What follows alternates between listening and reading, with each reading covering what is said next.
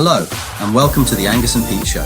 Views and opinions are strictly those of the presenters and their guests and should not be taken as advice. Goodness knows, we're not qualified to advise you about anything. Side effects may include mild amusement and occasional enlightenment with feelings of embarrassment, apathy, disappointment, and pity. Welcome to episode 2. I'm Angus. And I'm Pete, and we are the Angus and Pete Show. If you want to know more about who we are, check us out on LinkedIn. Angus, have we got anything in the post bag to kick us off in this episode? We have actually. I was quite surprised that we managed to get something in the post bag after episode 1. But there was quite a bit of interest from people that I've spoken to, and people left us some messages and good wishes. I did notice that the big analysts and the big vendors ignored us. But I think, they'll catch on in 6 months' time. To be fair, the analysts were on another briefing in Barcelona last week, so I guess they were all full of tapas and red wine and had other things to do. Oh, yeah, no, they're definitely securing their mind share. We did get one very interesting one from the US East Coast. So now we've got American cousins listening to us. Ms. Newby asked, what about the history of contact centers, call centers, customer experience? Where does it all come from? That was her ask. So a little bit of a background for people that may not be familiar with where we are and why we are. Yeah, and there were a couple of people that said, can you clarify what you mean by customer experience and what your industry is? Because they tripped across our podcast and they kind of didn't know what the basics were. So I think that's worth having a chat about. Okay. So do you mean the terminology, the words that we use? Yeah, I think if I had to put those three together, I think a bit of history. Let's go back to where did this all start, maybe, and then we'll work in the terminology around that because I think that's pretty relevant. So we'll bring those two together. That sounds good. I know it's your birthday this week, and you are of a slightly earlier generation than a lot of our listeners, and I know you're a sort of history geek. So, if I had to take a guess, you've been researching because you knew it was in the post bag. Yeah, I do like a little bit of history, not too much, but I am, as you say, of a certain vintage. So is that a hint I should kick this history lesson off? Yeah, I'll tell you what, why don't we take you back to your roots and take us back to the 50s? Okay. Well, do you know what? If you're thinking about call centres, you've got to go back all the way to March the 10th, 1876, which is when your friend of mine, Alexander Graham Bell, made the first telephone call. It wasn't a call centre, but what it was somebody making a demand of someone else. Because what that first call was, or the first words were, I quote, "Watson, come here, I want to see you," is what he said. Which is from what the get-go. Every consumer would love to be able to do with every agent. So even back in 1876, the first use of a telephone ever in history was one person making a demand of someone else. And here we are today. We all know what that means. Interesting. After that, there is even some evidence of people using those early telephones in the 1900s, businesses phoning their customers, doing a little bit of, selling and making sure everything's okay and making sure people understand what they were doing. So I guess you could call that customer service, you could call it telesales, you could call it telemarketing. But this is in the 1900s, in that early environment. But what really started to crystallize the structure around telephone calls was something that happened in the 1950s, where housewives working either on their own or on behalf of small businesses started to go through the early telephone directories, because they did exist then, and they started to call their friends and neighbours, and they sold baked goods. So hold on, what you're trying to tell me is that A, the first contact centers were outbound, and B, hybrid work was actually invented in the 50s. It is not an artifact of the pandemic. Absolutely. There you go, you see. What I've found is, because I am so experienced, I don't like to use the term old, these things go in cycles. Geriatric. They just go in cycles. Yeah. Same shit, different year. That's really what we're talking about. We're no different to any other industry. So in the 1950s, you've got these outbound telesales operations that weren't called outbound telesales operations, but that's really what they were. As technology started to develop, somebody came up with the concept of the private automated branch exchange, which was basically a telephone switch that could live on a customer's premises and handle automatically the answering and distribution of calls. So this actually replaced somebody sitting at the switchboard with a million cables and a million holes in front of Yeah, them. yeah, it did. Yeah, that's exactly it. You see, the first actual structured call handling operation, which had a telephone switch, which was dedicated to some rows of people that we could potentially identify as agents today, was implemented in 1965 by Birmingham Press and Mail in the UK to handle customer calls in a structured way. Now, there are two interesting things about that. One is that it was the first structured call handling environment that you could recognize as a call center. And secondly, 1965 was the year I was born. Aha. You see, it was almost preordained. So I was born in the same year as the call center. Which is how you ended up in this industry. Yeah, spooky. Spooky. Anyway, thanks to Birmingham Press and Mail. When the hell did they invent an IVR, which everybody thinks was a really good idea and everybody hates? IVR first came onto the scenes in the 1970s.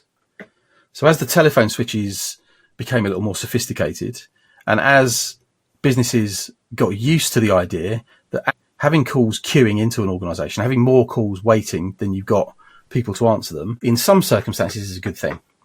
If you think about it, that's the basis of our technology today. But automation started to become a thing using IVR, press 1 for sales, 2 for service. And as that was happening, something else happened. And that is in 1973, Rockwell, part of the Collins Communications Group, patented the first automatic call distributor, the first ACD. And that was really the start of technology and an operational environment that we would recognize as a call center or a contact center today. It was proprietary technology. It was designed specifically to queue and route large numbers of calls. It's fundamentally different to a standard telephone system in that it was able to queue more calls than it had people available for it. So there were more incoming lines, if you like, than agents on the back end of it. And the first customer was Continental Airlines. Hey, there we go. So they had to invent technology for airlines who were phenomenally bad with customer experience. Well, some would say that they still are today. I'm sure you've got some stories about that. But at the time, Continental realised that their most profitable customers were actually their first-class passengers. And their first-class passengers, if they wanted to book tickets or change tickets or just do anything in their journeys, they had to call their local office or a local office. In the US, there are time zones. People are busy. Offices are closed. So they actually had quite an innovative thought, which was, well, what about if we centralise the people that are handling these calls in one place and route calls there? So the first real ACD was implemented in, I guess, what you could call a real premium service environment. Then what happened was everyone started to realise that this way of doing things delivered some real business benefit. It was a very efficient, very effective way of getting this stuff done. And in the 1980s, the term call center was actually coined. So in 1983, in a publication called Data Communications, as far as I can find, the term call center was first used. A centralized environment in which calls are handled. And in the same year, just to make sure that it was legitimized, the Oxford English Dictionary included it in their pages. So call center as a term became a thing in 1983. It's not that long ago, actually. Do you really think about it? It's only 20 years before the end of the century. Yeah, it's 59 years since that first structured call handling environment was implemented in Birmingham Press and Mail. So yeah, the other thing about the Rockwell Galaxy ACD was that when you look at pictures of it, it started to popularize headsets as well. It's the first time you saw call handlers wearing headsets. And I saw a couple of pictures online, and when you look at the Galaxy setup, it looks almost identical to the NASA control room at that time managing the Apollo space program.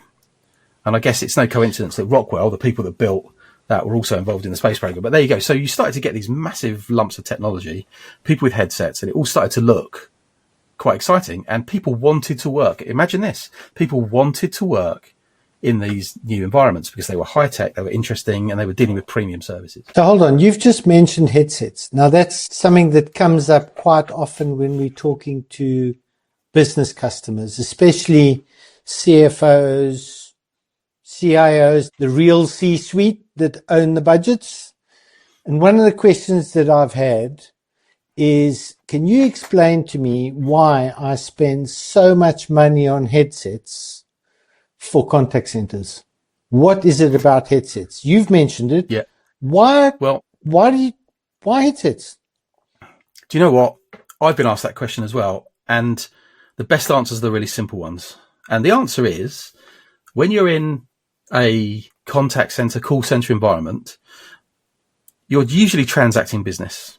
You're transacting something, whether it's service-based business, sales-based business, whatever that may be, support-based business. And that typically requires you to be sitting in front of a system and doing something with it, with your fingers typing. And the FD that asked me that question a few weeks ago, I said, try using your computer and being on the phone at the same time without a headset. It's all about efficiency. It's all about effectiveness. It's all about empowering the people that are handling these calls to be their best they can. And headsets were a massive breakthrough in making that happen. It also saves your neck. You don't end up with a squiff neck after 8 hours with the well, telephone there's all sorts of other things. Standard. And the whole headset thing's moved on. You know, we've had for a long time headsets that can protect agents' ears from acoustic shock and whatnot. We've had headsets that can detect when an agent has unplugged themselves. Can you imagine somebody going to work in a contact center, sitting down and then unplugging themselves so they don't get any calls? I mean, it's boring enough when you are getting calls. Just imagine how boring it is when you're not. All of these things, all of these little bits and pieces of innovation have come together and make our industry what it is today. Yeah, unplugging yourself's a lot easier than super gluing the mouse ball in your mouse and then calling IT going, my equipment's damaged. I can't work today. I couldn't possibly comment, Angus. It sounds like you know more about swinging the lead than I do. So talking about the use of fingertips and the importance of a headset, in the 1990s, what started to happen was the personal computer, data on the desktop became a thing.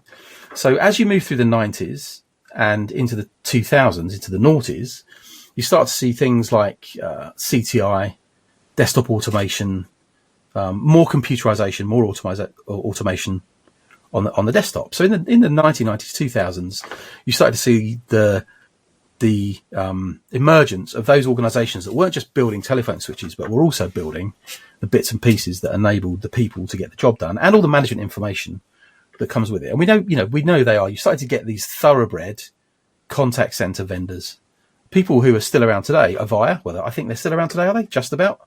I'm not sure. Because they haven't gone bankrupt again this week. Well, yeah, who knows? Those guys, Genesis, the big switch vendors jumped on the bandwagon, the likes of, I guess we should mention Cisco. But the big guys got into it, as well as a lot of niche vendors. Rostrum back in the UK in the 1990s patented CTI. Very good, tiny disruptor, Rostrum. But actually, if you think about your timelines, around 2000, 2010, this technology actually moved from the cloud to on-prem effectively because it was previously in the cloud in the service provider networks. Yep. And then it moved out the cloud. It did. Into on-prem. Which is and now strange. guess what we're doing? We're going back into the cloud. Right. So all of those telcos, as they were called then, had these big lumps of tin, big lumps of technology in the cloud, and it was hosted, and they had those hosted services for sale. And then you're absolutely right. Then it came on-prem, on-site. People wanted to touch it and own it and feel it.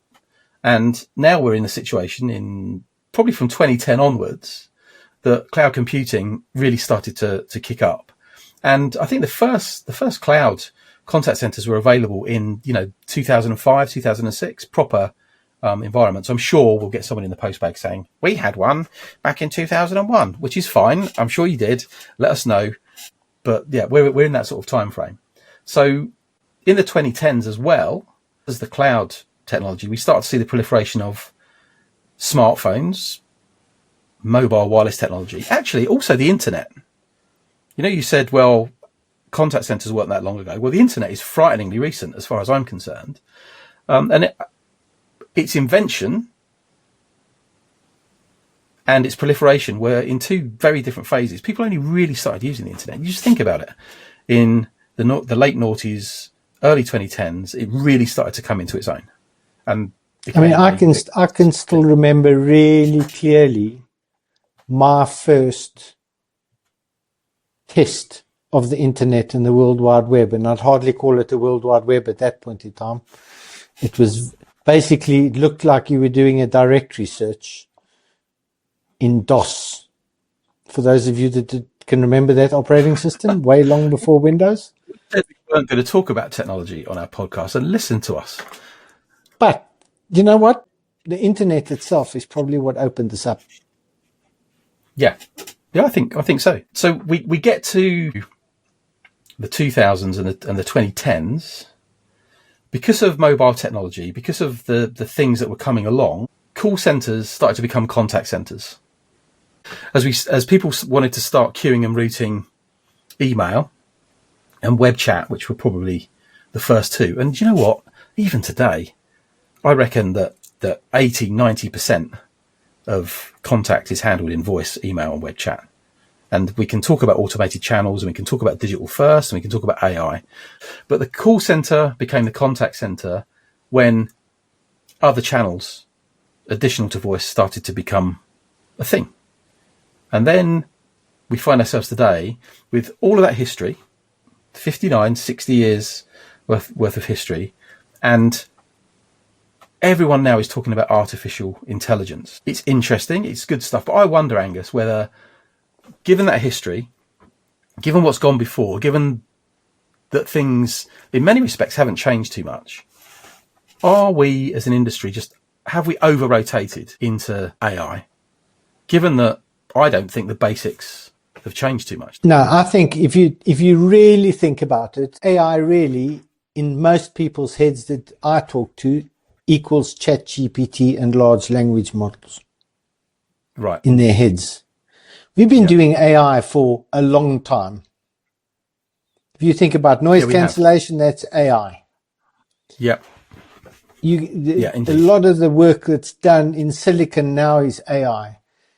Everybody thinks that just because they've heard about ChatGPT, they think that is AI. And I think the whole industry, back to A for analysts, every single term coming out from every vendor at the moment is all around AI agents. What the hell does that mean? Well, do you know what?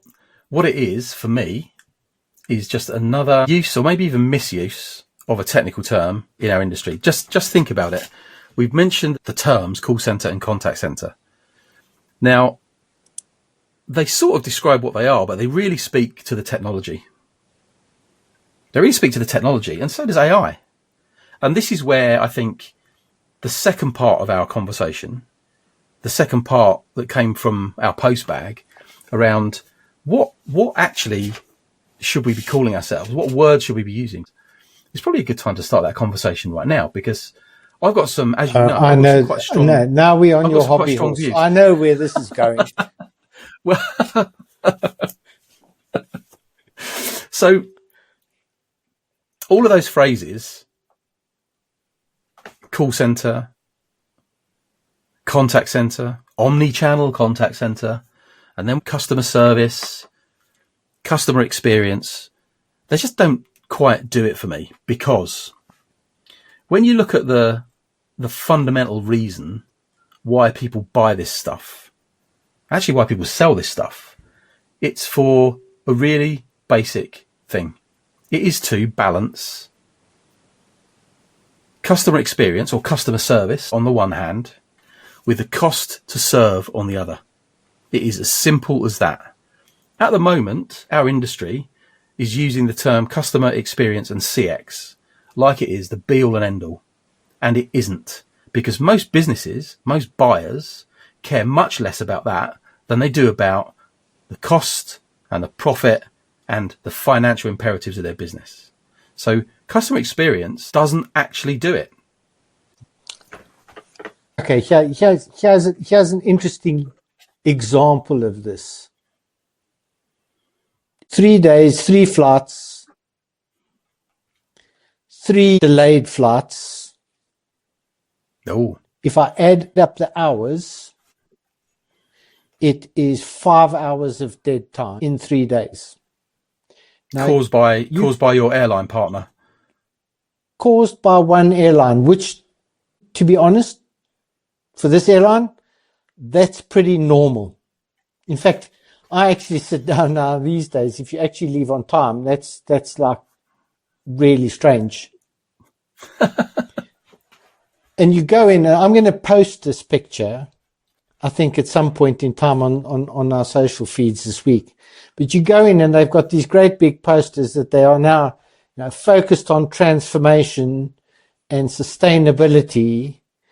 And if I'd had a magic marker, I would have written across the bottom of the poster, and we will get to customer experience at some point in the future. Right.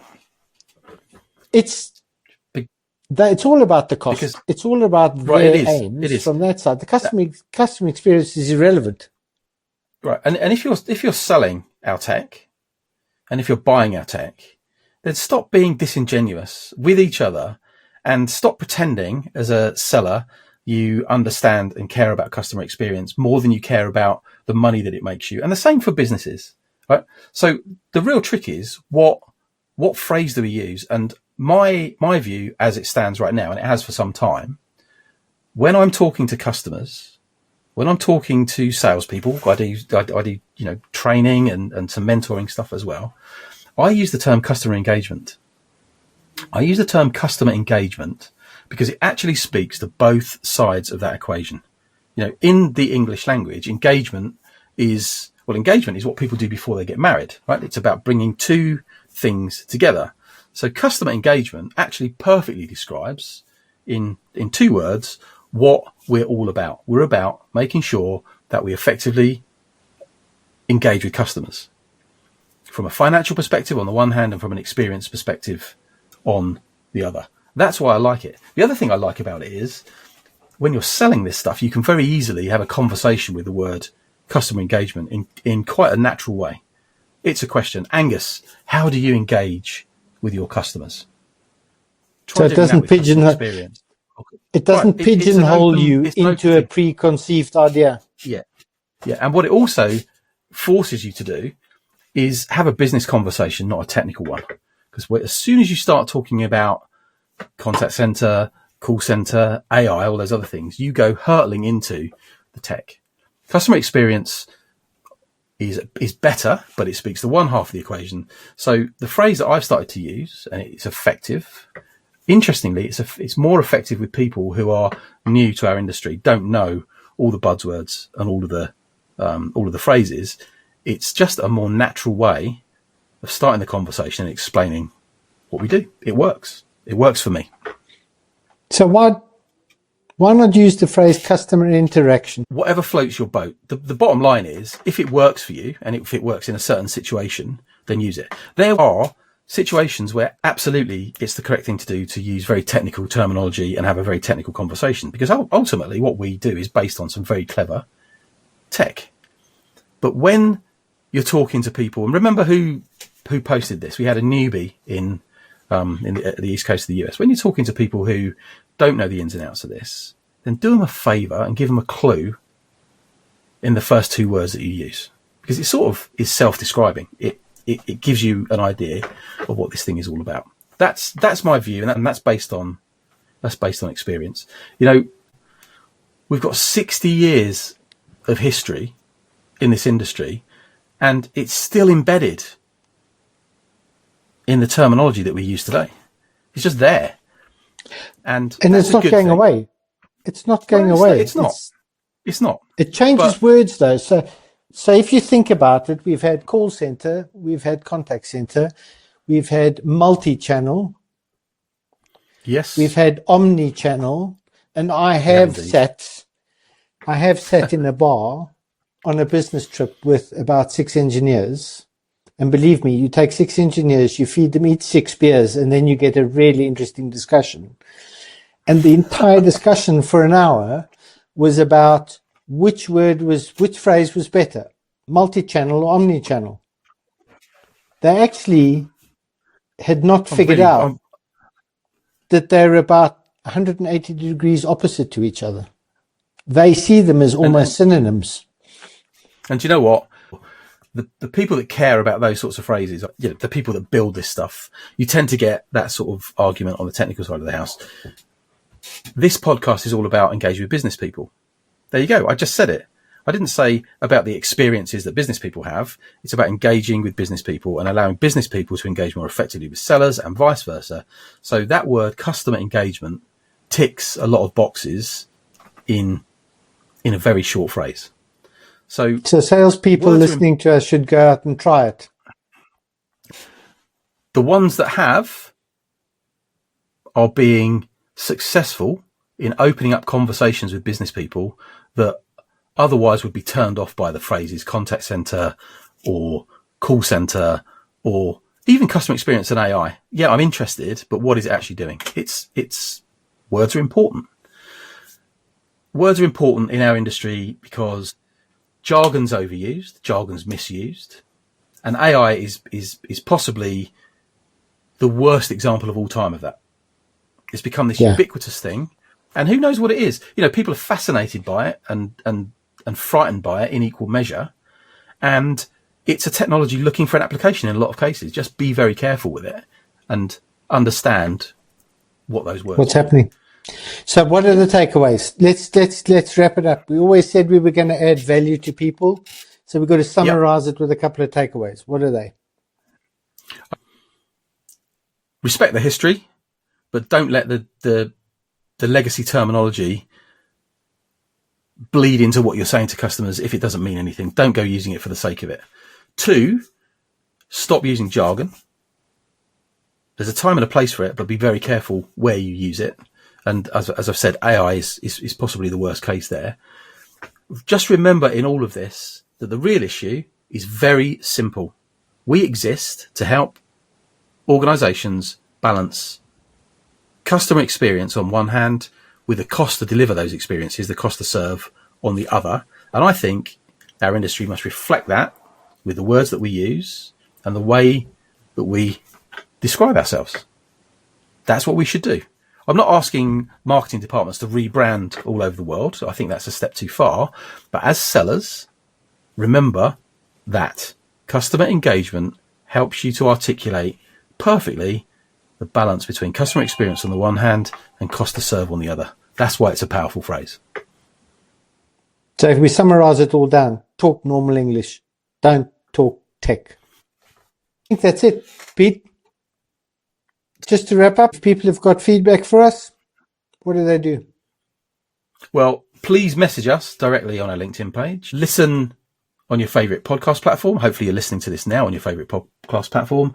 You can also find us on YouTube. Please help us by telling your friends, give us 5 stars, or at least give us 5 minutes to listen to what's going on, and look out for our next episode because we're already working on another belter. So with that, I'm going to say, cheers, Angus. Cheers, Pete. Thanks for tuning in to the Angus and Pete Show.